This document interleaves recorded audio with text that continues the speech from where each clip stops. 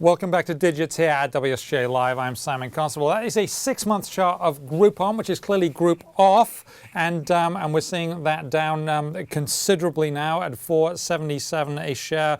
Really quite amazing. The question is are we looking at another dot-com bust? And we've got Shayndi Raice of the Wall Street Journal joining us now from San Francisco, where she's been writing about this. Shayndi, it's not just Groupon becoming group off, it's become group bail when it comes to some early stage investors, isn't it? Yes, apparently there was a big debate both before Groupon went public and after they filed their S1 about whether or not this company was really ready for the intense scrutiny that was going to come with going public. And Mark Andreessen, who is obviously very well-known Silicon Valley venture capitalist and entrepreneur, sold his stock in Groupon the minute he was able to, as soon as the lockup expired. So that's not a great sign for the company. Yeah, and it's not just Andreessen Horowitz that sold all 5.1 million shares. You got Fidelity too, and, Right. and Maverick Capital just dumping. Right. Yeah. I mean, it's pretty clear that this company has been going through a really tough time. You know, the question is, how much does it have to do with the fundamentals of the business, and how much does it have to do with a lot of management and execution mistakes in terms of going public too quickly?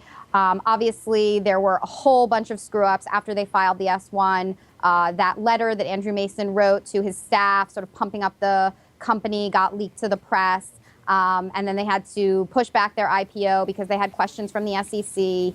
And so it's been really just one bumpy journey for this company since it filed to go public. And I think the real question that everyone's asking now is, you know, what was the fundamental mistake? Is the fundamental mistake this business model, or is the fundamental mistake here really just going to public way too early before they had all the kinks worked out? Well, it's not just Groupon, is it? We're looking at other companies that have had a pretty bumpy ride with their initial public offerings, Facebook and Zynga to name two.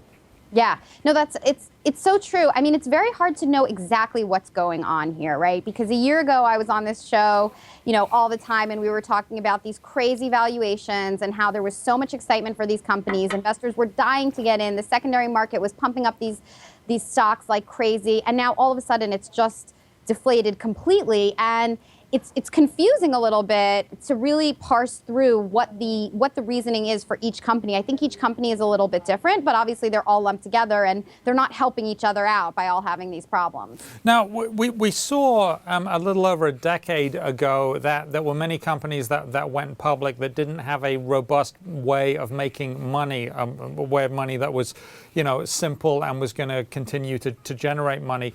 Is that something that we're looking at here? We keep hearing about sort of, well, we've got lots of users and, you know, eventually the money will come.